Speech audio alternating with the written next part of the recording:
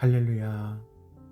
사순절 40일 기도학교 제6장 하나님의 뜻을 아는 기도의 영적 원리.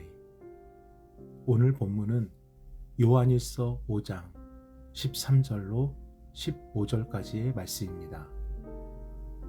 내가 하나님의 아들의 이름을 믿는 너희에게 이것을 쓰는 것은 너희로 하여금 너희에게 영생이 있음을 알게 하려 함이라.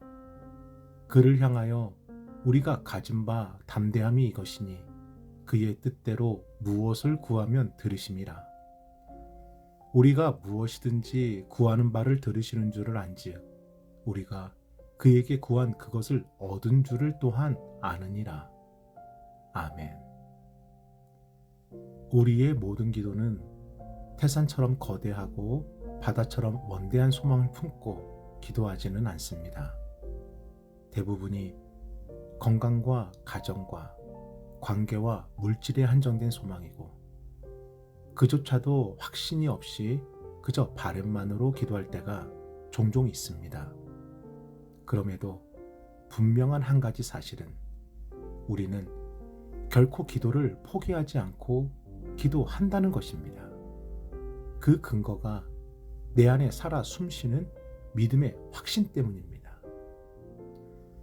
그래서 우리는 믿음의 확신을 따라 한정된 기도, 흔들리는 기도를 드릴 때가 있고 원대한 기도, 철옹성처럼 굳건한 기도를 드릴 때가 있습니다. 8년 전 충남 아산에서 부목사 사역을 할 때 한 권사님께서 이런 이야기를 하시더라고요. 자신은 딸이 대학 갈 때 기도는 했지만 욕심 부리지는 않았다고. 그래서 비록 원하는 대학에는 가지 못했지만 그것도 하나님의 뜻이라 믿고 있다고. 또 개인 사업을 하는 남편을 위해서도 그저 건강하고 감사하게만 해달라고 기도하신다는 것입니다. 성적보다 높은 대학을 놓고 기도하는 것이 왠지 이기적인 것 같고 사업이 더 잘 되게 해달라고 기도하는 것은 왠지 욕심 같아서 자신은 모든 것을 하나님의 뜻이라 믿고 만족하고 계시다는 것입니다. 이처럼 우리도 지금의 상황과 형편을 따라 만족하며 사는 것이 마치 하나님의 뜻인 것처럼 스스로 옳다 여길 때가 있습니다. 그러나 성경은, 특별히 오늘 본문은 그것이 아님을 분명히 가르쳐 줍니다. 요한일서 5장 14절로 15절의 말씀입니다. 그를 향하여 우리가 가진 바 담대함이 이것이니 그의 뜻대로 무엇을 구하면 들으심이라.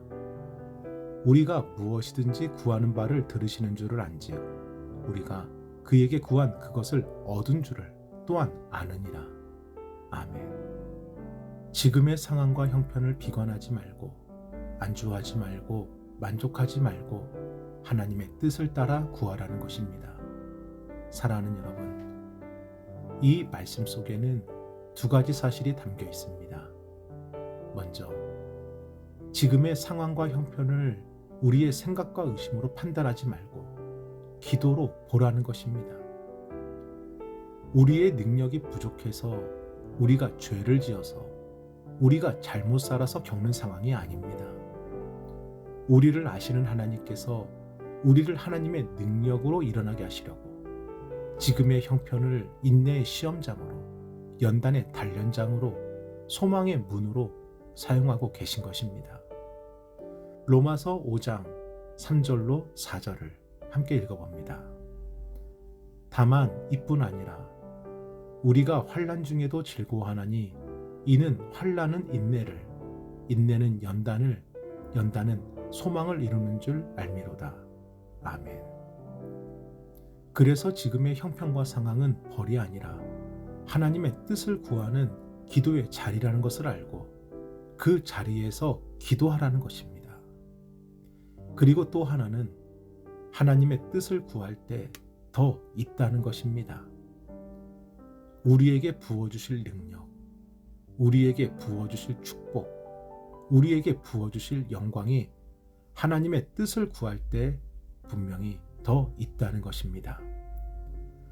그래서 지금의 자리에서 나의 뜻으로 비관하고 만족하고 안주하지 말고 우리를 향해 더 있는, 더 예비하신 하나님의 뜻을 구하라는 것입니다. 이것이 오늘의 주제, 하나님의 뜻을 알고 구하는 기도입니다. 물론 피조물인 우리가 창조주인 하나님의 뜻을 안다는 것은 당연히 불가합니다. 짧은 인간의 지식과 연수로 어찌 전능하시고 무소불위하신 하나님의 뜻을 담을 수 있겠습니까? 그럼에도 우리가 주목해야 되는 것은 성경은 하나님의 뜻을 구하라 하십니다. 그렇다면 대체 어떻게 구하라는 것일까요? 애굽의 왕자로 모두가 부러워하는 삶을 살았던 모세.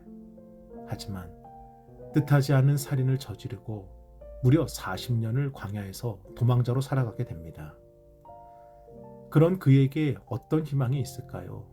어떤 믿음이 남아있을까요? 그저 오늘 하루를 버티고 사는 것이 그의 삶의 전부였습니다. 그런데 그렇게 살아가는 모세에게 하나님이 나타나셔서 단 한 번도 생각하지 못한 말씀을 하시는데 애굽으로 돌아가라는 것입니다. 그리고 나의 백성들을 구출하라는 것입니다. 모세가 40년 전 애굽을 도망친 것은 자신의 민족을 구하려다 저지른 살인 때문이었습니다. 그리고 그 일로 인해 무려 40년을 도망자로, 이름 없는 자로 광야에서 숨어 살았는데 다시 애굽으로 돌아가라니요. 그것도 자신을 일으켜 만든 민족을 구원하기 위해서라니요. 하지만 가장 큰 문제는 더 이상 모세에게는 믿음도 희망도 없었다는 것입니다. 그런 모세를 향해 하나님께서는 지팡이가 뱀으로 변하는 이적을 보여주시고 이렇게 말씀하여 주십니다. 출애굽기 4장 5절입니다. 이는 그들에게 그들의 조상의 하나님, 곧 아브라함의 하나님, 이삭의 하나님, 야곱의 하나님 여호와가 내게 나타난 줄을 믿게 하려 함이라 하시고 아멘. 하나님께서 하나님을 알게 하시겠다는 것입니다. 그리고 모세에게는 이 사실을 믿으라는 것이고, 그러면 모세와 이스라엘 백성들을 향한 하나님의 뜻을 보여주시겠다는 것입니다. 사랑하는 여러분, 성경이 하나님의 뜻을 구하라는 것은 하나님은 숨지 않으시고 밝히 드러내시는 하나님됨을 믿고 기도하라는 것입니다. 그래서 하나님의 뜻을 믿음으로 구할 때 우리를 위한 생명과 구원의 비밀을 알게 해주시겠다는 것입니다. 하나님의 뜻을 아는 기도의 원리, 영생이 있음을 알게 하십니다. 요한일서 5장 13절입니다. 내가 하나님의 아들의 이름을 믿는 너희에게 이것을 쓰는 것은 너희로 하여금 너희에게 영생이 있음을 알게 하려 함이라. 아멘. 영생은 신앙의 목적이고 신앙의 전부이고 신앙의 완성입니다. 예수님께서 십자가에서 죽으시기 전 우리의 생명은 일시적이고 한계적이고 죄로 인해 죽을 수밖에 없는 죄의 값이었습니다. 하지만 예수님께서 우리를 위해 십자가에서 죽으신 이후에 우리의 생명은 영원한 생명이 되었습니다. 그래서 하나님은 우리의 영생을 위해 이 땅 위에 우리에게 하나님의 영, 성령을 보내주셨습니다. 요한복음 14장 26절입니다. 보혜사 곧 아버지께서 내 이름으로 보내실 성령, 그가 너희에게 모든 것을 가르치고 내가 너희에게 말한 모든 것을 생각나게 하리라. 아멘. 사랑하는 여러분, 그래서 기도가 회복되면 모든 것이 회복되는 것입니다.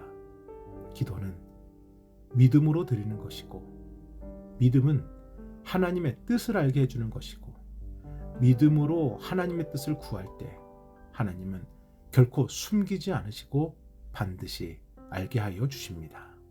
그러므로 지금의 상황과 형편과 처지를 허락해 주신 것이고, 지금의 자리에서 믿음의 확신을 위해 오늘도 연단하여 주시고 단련하여 주십니다. 그리고 그 연단의 시간을 견딜 수 있도록 돕는 영이신 보혜사 성령께서 우리 안에 임재하여 주신 것입니다. 그러므로 오늘도 기도를 멈추지 마십시오. 성령께서 우리의 기도를 중보하여 주시고 함께 간구하여 주시고 하나님의 뜻을 알 수 있도록 믿음의 길로 인도해 주십니다. 오늘 우리의 기도가 하나님의 뜻을 구하는 기도가 되길 예수님의 이름으로 축원합니다. 하나님의 뜻을 아는 기도의 영적 원리 결론입니다. 첫 번째, 지금의 상황과 형편을 우리의 생각과 의심으로 판단하지 마시고 기도로 보십시오. 두 번째, 하나님의 뜻을 구할 때 우리에게 부어주실 축복이 더 있습니다. 세 번째, 영생이 있음을 알게 하십니다. 이 시간 우리 함께 기도하겠습니다.